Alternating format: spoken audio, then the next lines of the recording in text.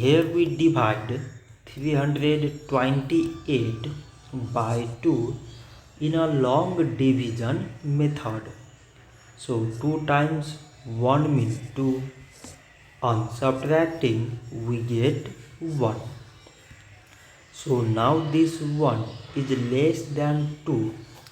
So we put down the number beside this 2.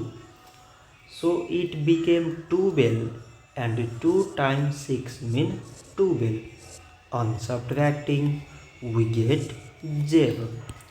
So now again we put down the number beside this 8 and we remove this 0. So 2 times 4 means 8. On subtracting we get 0. So 328 divided by 2 is 164. So this much for today and thanks for watching.